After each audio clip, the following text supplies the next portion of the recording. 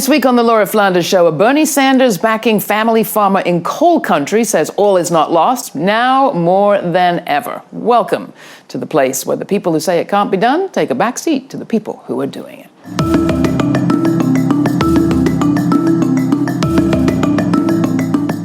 An organic farmer in Southern Virginia with a penchant for labor unions, bottom-up power, and left-leaning policies. You would think that our next guest would be feeling a bit discouraged after the last election. But then you don't know Anthony Flaccavento. The founder of Appalachian Sustainable Development, he's worked with tobacco farmers, loggers, and miners, his neighbors, for transformative change for years, and he's not giving up. In fact, he sees potential in this moment to get down and dirty to do what we've needed to be doing for decades. In his latest book, published earlier this year, he introduces readers to scores of examples. That book is Building a Healthy Economy from the Bottom Up, Harnessing Real-World Experience for Transformative Change. He's got a foreword by Bill McKibben. Anthony, welcome to the program. So glad to be here, Laura. Thanks so much. Am I misrepresenting your cheery mood? Well, you certainly caught me on a better day. No, I mean, at this point, I, like everybody, am sort of in a state of shock and discouragement. But by the same token, I think this is probably the best opening we've had for really fundamental rethinking of our politics and its connections to local communities and local economy in a long, long time. Now, let's be clear. You supported Bernie Sanders. Absolutely. But you live in Southwest Virginia. Right. Talk a little bit about your community, your fellows, political, economic, and otherwise. Right. So our area is historically very dependent on tobacco farming, on coal mining. About 15, 20 years ago, tobacco basically plummeted, lost most of its market share, and so myself and a bunch of other folks started working with tobacco farmers to try to help find alternatives, to make a transition out of tobacco to something that was better for people and the land. And it's been, I'd say, moderately successful. We've had some success with that. We're now at a point where the same thing is happening in a more challenging setting, which is with the coal industry. And as a result, you have a lot of people who are really hurting economically, for sure, but also people who are just absolutely fed up with the status quo because it simply hasn't been working for them. So when they heard a message from Secretary Clinton about building on the progress made, for many of them, it was like, what progress are you talking about? Yeah, So, I mean, this is a region that voted 4-1, 4-1. in some cases, for Trump over Clinton. Absolutely. And yet, you know that I ran for Congress 4 years ago on a platform that you could sort of say was the rural version of Bernie Sanders, the working man's version, and I did best getting close to 50% of the vote in the worst hit counties, the coal counties. So what that says to me is that had Sanders prevailed over Clinton, he probably wouldn't have won our district, but it wouldn't have been the kind of ratio you saw because he was speaking to their concerns and needs as well. So what are progressives doing wrong? Maybe progressives who are not, as you are, from these communities, who maybe are just coming in from outside. One dimension, and it's both superficial but really important, is how we talk about it, we progressives, right? Number one, always way too many words. What does even progressive mean, if you don't mind me saying? Yeah, right. Well, there's that as well.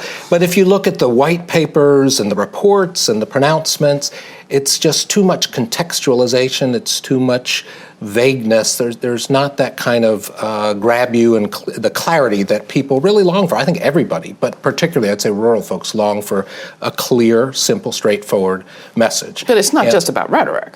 No, it's not. But the language reflects actually the actions very well too, which are also tend to be vague, sort of tinkering around the edges rather than fundamental change. I mean, it's really rather extraordinary. I was thinking the other day how the Republican Party has been quite open to or susceptible to a radical transformation from their right wing for 20 years since Newt Gingrich, and the Democrats always resist it. So you have kind of weak language that is describing weak policy.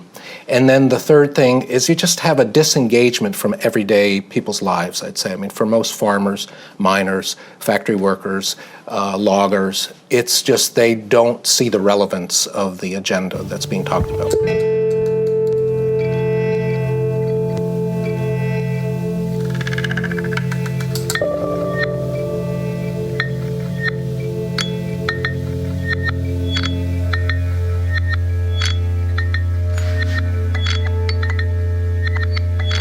That was Anthony Flaccavento, founder of Appalachian Sustainable Development and author most recently of Building a Healthy Economy from the Bottom Up.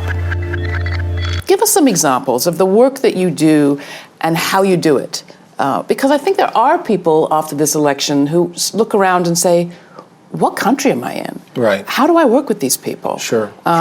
Some people said some really terrible things about each other. Oh, yeah. On lines of race and gender and all the rest. Oh, yeah. And there's no denying that. And the argument that I've been trying to make around the role that rural communities and working people could play doesn't in any way deny sort of the horror of so much of what happened in this campaign, and that has been building for 8 years, actually. That's true. We have to combat that. So some of the examples, some are direct from my own experience, and then some from the folks that I've gotten to know as colleagues around the country. So in our own experience with just tobacco briefly, what we had was a situation where an agricultural program that actually worked for small farmers, sort of the archetypal family farmer, was producing a product that wasn't good for people or the land. It was very chemically intensive. As tobacco was starting to decline, we started working with tobacco farmers and trying to emulate the best element of the tobacco program. And fundamentally it was that they had a solid market. And second was that there was a whole infrastructure, a culture built around the rhythms of tobacco. So we tried to create a program where the same farmers were producing organic produce, but building a solid market and then investing in that infrastructure. That's one of countless examples of meeting people where they are, but not just accepting the status quo, but trying to move things in a better direction from sustainability point of view. And politically, how do you do that in an environment where some of those people you might be working with have espoused really horrible racist views or misogyny? This situation that people find themselves in now is very confusing, I think, for a lot. Like, who do we connect with, and where do we draw a line? I'll tell you a story from when I was running for Congress in 2012, and I earned the support of the United Mine Workers, and that was very, very important in our district. But the UMWA, they knew where I stood on labor. They knew I had fought for them during the strike and the black lung issues, but they were nervous about me as an environmentalist. But I won them over by just talking very directly. About 2 months into the campaign, the president announced his position on gay marriage. And I was coming that very day to a rally in Russell County, Virginia, and one of the old-time retired miners came up to me in the parking lot, big supporter of mine, and he said, "What do you think about that bombshell Obama's dropped on us?" And I thought he was talking about the EPA, something with the EPA. And I looked at him, he said, the gay marriage thing. So we had this conversation as we were walking through the parking lot to my little presentation. And ultimately, I said to him, the way I see it, because he was quoting the Bible, I said, the way I see it, the Bible tells us that we're supposed to love people, especially the people that are hardest to love. And I mean, that might be hard to do, but I think that's something. And he said, well, yeah, I guess you're right about it. I suppose they're just born that way anyway. So it was like this little moment. I was off script with my pro-labor message that he loved into much murkier territory. So he has to love me for being hard to love because I'm gay. I have to love him because he's a white supremacist? I don't know, but maybe over time, because this doesn't happen, as you well know, in a year or two, maybe over time, some of those views about women, about gays, about minorities change as people feel also valued themselves, as people's needs as they don't feel that their needs, their issues are just fundamentally discarded by both parties, by big business, by the government. And perhaps as people feel some self-confidence, some control over their livelihoods, these other issues become things that they fundamentally are more tolerant about. I mean, the media description of the community you live in is very inaccurate, my experience from being there. For one thing, it is not purely a white zone. No. It is not a zone where only men work. Right. And any kind of economic justice is going to have to be racially integrated and women-centered, because that's who's doing the large part of the work. Particularly the alternative economic development work is being led by women, the grassroots economic development and environmental organizing as well. If you're really talking about Appalachian alternatives, which you're talking about, and if the history of the United States is kind of wither Appalachia, there goes the nation, how do you think an era of Trump economics will affect you? And secondly, how can we combat that in this era where politically you kind of have very few tools at your disposal? An awful lot of people in Kentucky, West Virginia, Tennessee, and other rural areas are talking about economic transition now. And that's big in and of itself, because for generations you couldn't talk about anything other than coal. Transition implies something after coal. That's a step in the right direction. I tend to call that bottom-up economics, and there is definitely momentum building for it. The terrible irony of Trump being supported in so many of these communities is that he represents precisely the opposite, an utter return to trickle-down, the worst excesses of trickle-down economics. And so there's a pretty solid chance that he'll undo the little incremental progress that was happening, like Obama's Power and Power Plus plan, which are providing investment into real economic alternatives, very, very solid ones. So somehow or other, I think our message during the Trump years has to stay very much focused on what's wrong with trickle-down globalization, with wealth concentration, and keep working, probably with less resources, on building these bottom-up alternatives, not just in Appalachia, but all over. Did as much get done under Obama's 8 years as you would have liked to see? Oh, Lord, no. Absolutely not. Good things happened, and lots of things happened in many realms, but from an economic point of view, he was disappointing. He was much more of a just off-center kind of Wall Street guy. McKibben says that it's too late for incremental progress because of climate change, that we can't allow I think he puts it, the slow, graceful evolution of culture to make the change now. We've got to make fast change. So I think Obama represented that marginal incremental change. Trump represents potentially radical change in the wrong direction. Somehow in the midst of that craziness, we have to step up and increase the pace of this development of this healthy bottom-up economy.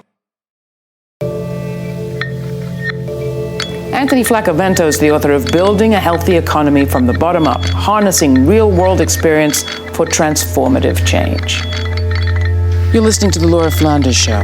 For more information, go to lauraflanders.com. Bernie Sanders was your preferred candidate. Do you think in general Democrats are your allies? The Democratic Party is currently constituted?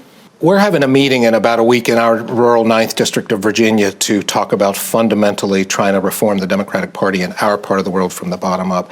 I think there's more openness than before, but the fact of both Chuck Schumer and Nancy Pelosi's reelection to the key power positions is certainly disheartening. So again, that just says, like the rest of the work that you and I have been doing all these years, is we got to make it happen from the bottom up ourselves. It doesn't look like it's going to come from the top of the Democratic Party.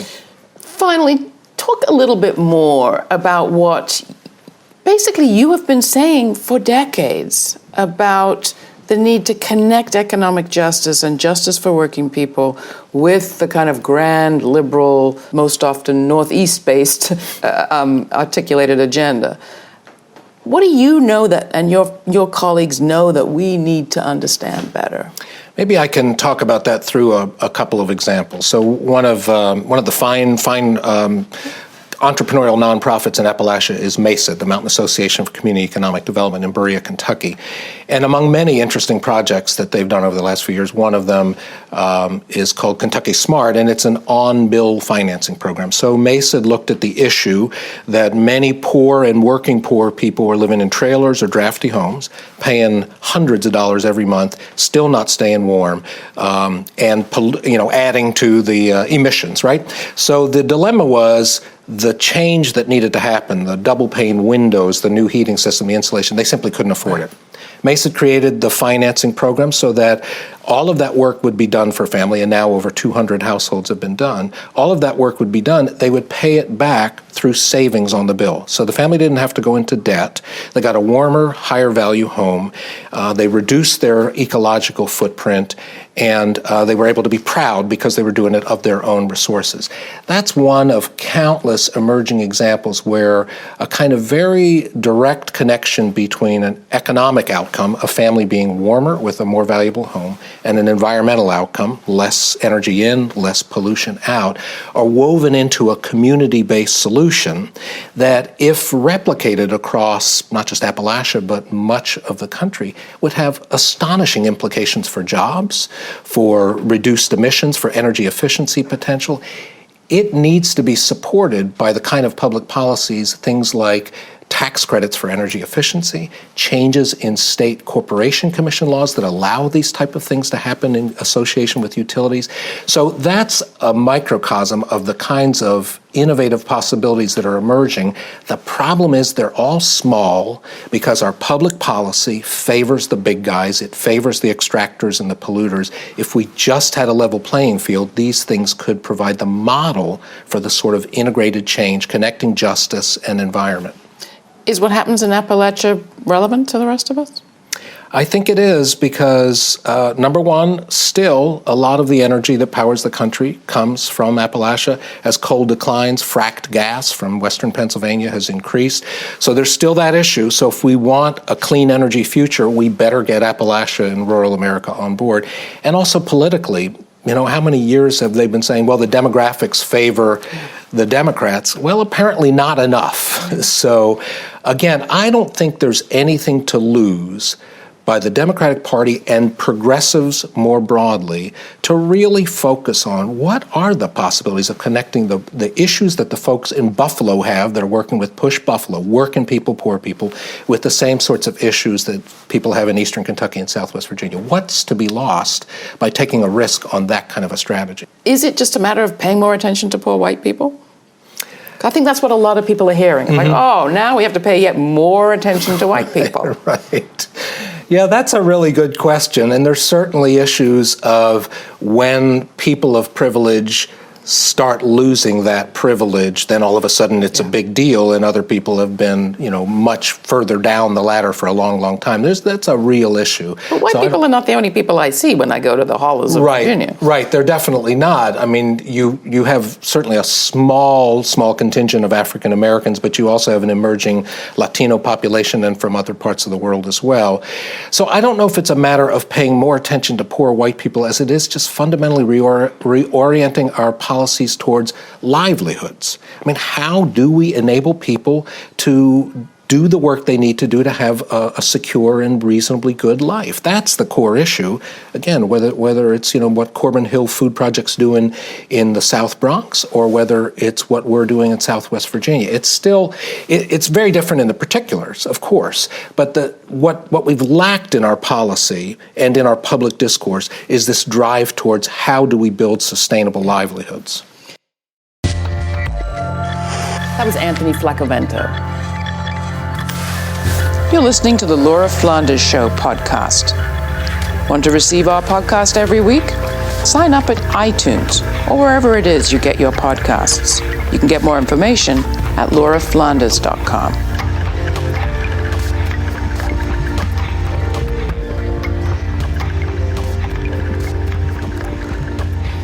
I heard a rumor of something exciting happening in St. Paul.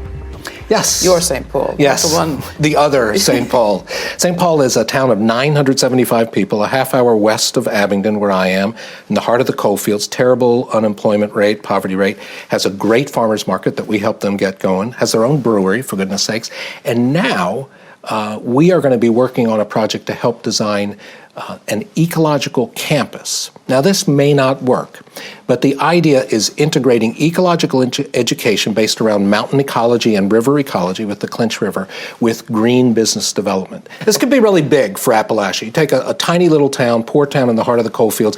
If they, over the next 10 years, could become a focal point of integrating ecological stewardship with business development, green business development, it would be phenomenal. And where the heck do you come from, Anthony? How did you come to be doing this work? What's your background? I was born in Manhattan, not just a few blocks up from here.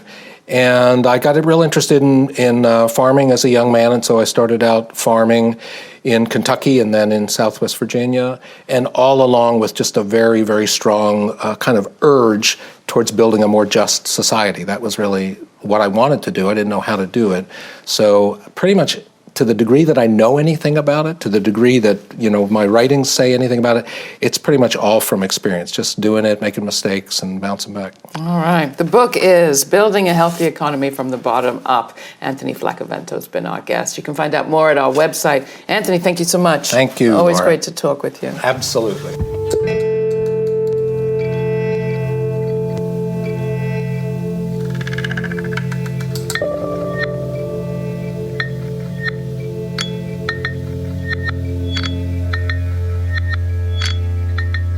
listening to The Laura Flanders Show. That was Anthony Flaccavento. We have a limited number of his books available for subscribers to this program. So go to our website and subscribe.